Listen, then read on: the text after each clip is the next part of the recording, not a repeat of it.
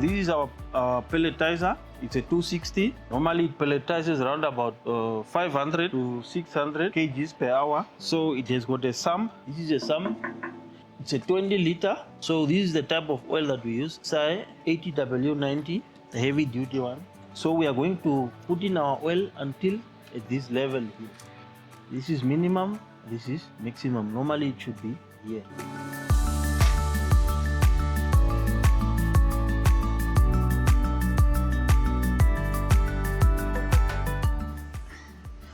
Okay, as you can see now, our level is fine now. We are done with putting the lubricant inside, which is the gearbox oil. We are now moving to the next step, which is our bearings. As you can see inside, we have got 3 rollers. Each roller contains 2 bearings inside. So these bearings, they need lubrication. For you to lubricate them, you need a grease pump, whereby it has got a grease nipple at this hole. Is 1, 2, and 3 there. So each roller contains its own grease nipple. So for them not to seize, always keep them lubricated.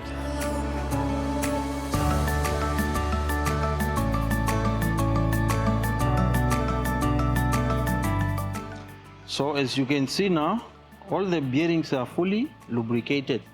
When you are seeing the grease coming out, meaning they are fully lubricated, they are good to go now. As you can see, there is also a grease nipple here. There is also a grease nipple, meaning there is a bearing there also. And that bearing needs to be lubricated as well.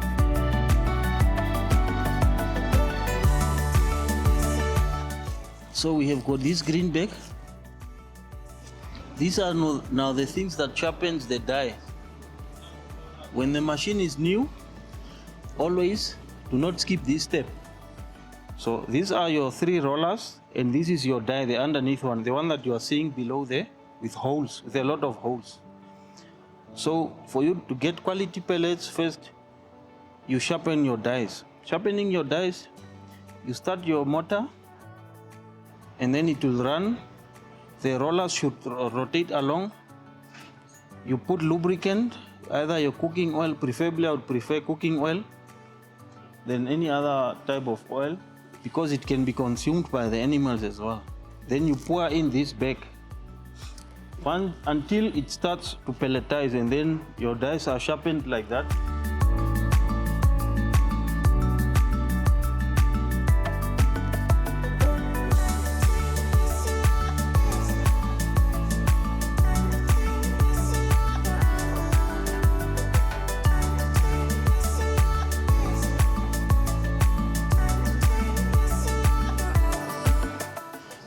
Not too much, just a bit of water that you need to add. I think when you are getting yourself a pellet machine, it's better you get yourself also a feed mixer, even a small one.